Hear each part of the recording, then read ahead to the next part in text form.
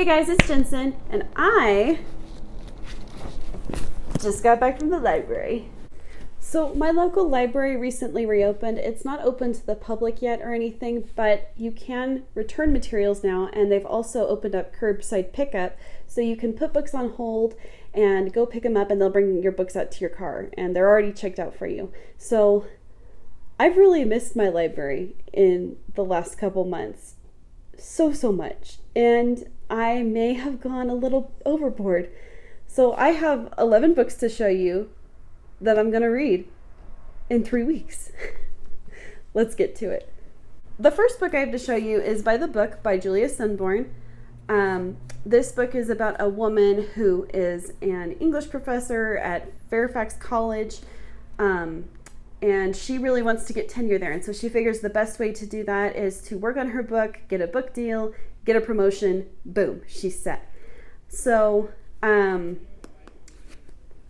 she's working on her novel, taking care of her aging father, and she's got a sort of romance blooming with the writer in residence there. Life is going good.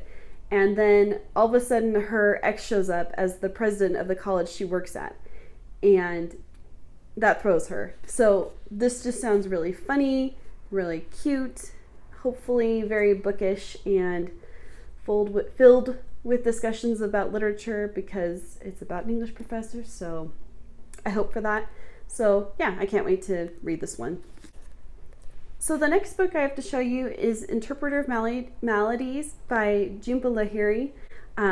I am a little bit familiar with this author. I read some of her work in college, but I have yet to pick up one of her books, so I'm really excited to get into this one. Google tells me that this is 9 short stories about Indians or American Indians who are caught between their roots and the New World. So it sounds really interesting. I, again, am familiar with her writing, so I'm really excited because she is a very talented writer, so I can't wait to check this one out.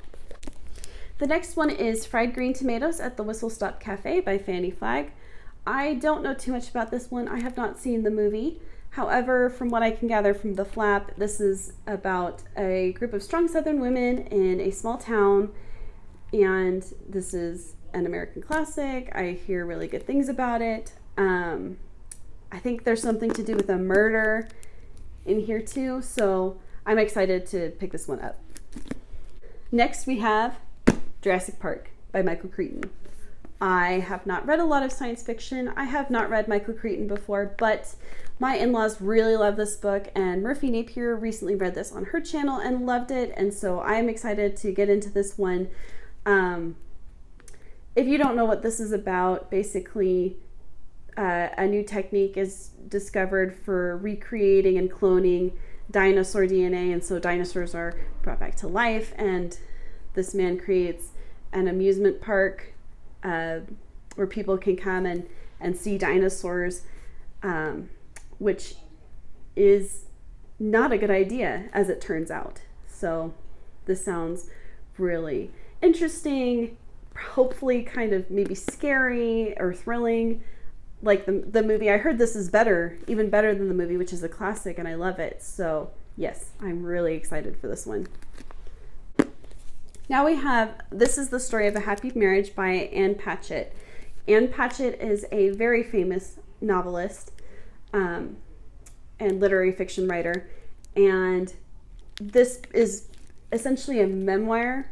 It's described as a literary memoir, and basically she goes into her first failed marriage, wanting to work on her novel as she's working as a waitress at a cheesecake factory, her second happier marriage. So I hear good things. I love reading memoirs by writers and about their struggle with writing and working on their first novel, so I have high hopes for this one. So I have 2 Ellen Hildebrand books to show you now. This first one is Summer of '69.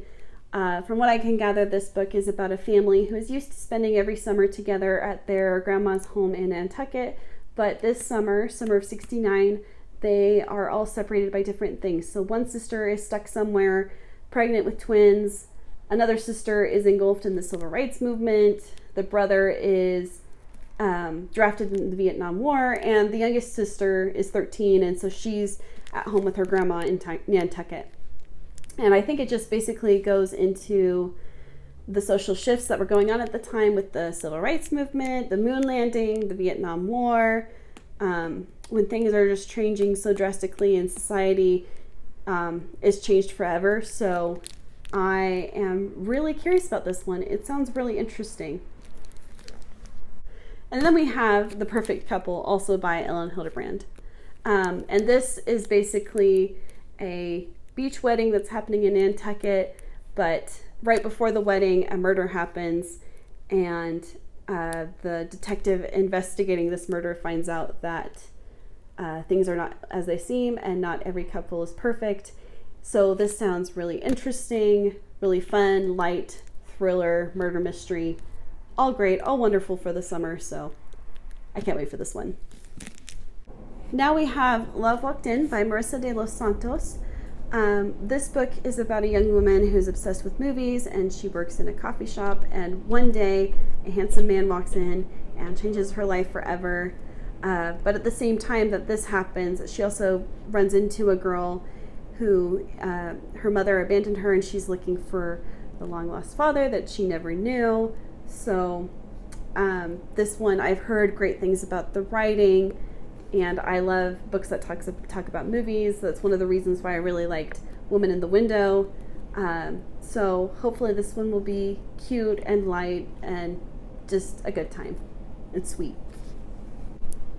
So now I have 3 Jocelyn Jackson books to show you, which hopefully I like Jocelyn Jackson. I've never read her books, but I got 3 of them because they all sounded really interesting. So this first one is Gods in Alabama, which I've heard great things about. And basically what I gather is that this is about a woman who goes off to college, and on the way there she makes a deal with God that she will stop fornicating with boys, which is what how the cover words it. She will stop telling lies, and she will never go back to her hometown in Alabama if no one finds the body. So that's already got me hooked. And basically, a few years later, a girl from her hometown shows up at her door and wants to know what happened to the football star of their high school.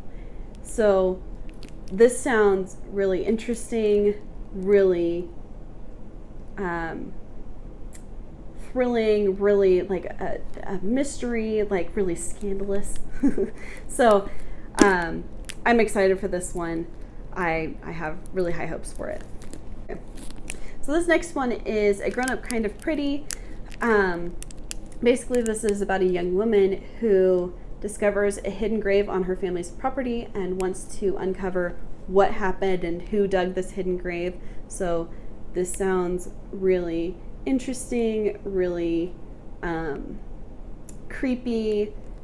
And I'm obsessed with like true crime podcasts. This isn't a true crime story, but it does sound right up my alley. And finally, we have Never Have I Ever, also by Jocelyn Jackson.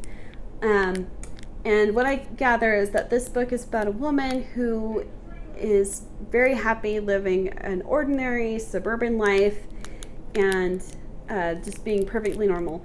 And then one day a woman shows up at her doorstep and joins their book club. And